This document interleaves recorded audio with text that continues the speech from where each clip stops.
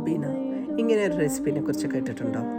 ഇത് പ്രവാചകൻ മുഹമ്മദ് മുസ്തഫ സല്ലല്ലാഹു അലൈഹി വസല്ലം സജസ്റ്റ് ചെയ്ത ഒരു ഫുഡാണെന്നാണ് പറയുന്നത്. അപ്പോൾ നമുക്ക് തൽബീന എങ്ങനെ ഉണ്ടാക്കാൻ നോക്കാം. ഇത് നാച്ചുറൽ സ്വീറ്റ്നസ് കിട്ടാൻ 3 ഡേറ്റ്സ് എടുത്തിട്ടുണ്ട്.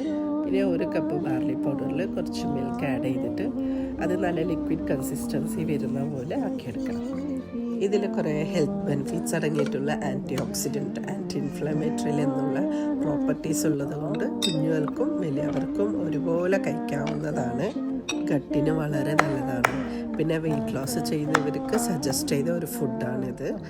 പിന്നെ 2 കപ്പ് പാലെടുത്തിട്ടുണ്ട്. അതിൽ ബാർലി മിക്സും നമ്മൾ സ്മാഷ് ചെയ്ത് വെച്ച ഡേറ്റ്സും കൂടെ ആഡ് ചെയ്തിട്ട് നന്നായി മിക്സ് ചെയ്ത് കൊടുക്കണം. അപ്പം നമ്മുടെ തൽബീന റെഡി ആയിട്ടുണ്ട്. മാഷാഅല്ലാ, വളരെ സൂത്തിങ് ആയി കിട്ടിയിട്ടുണ്ട്.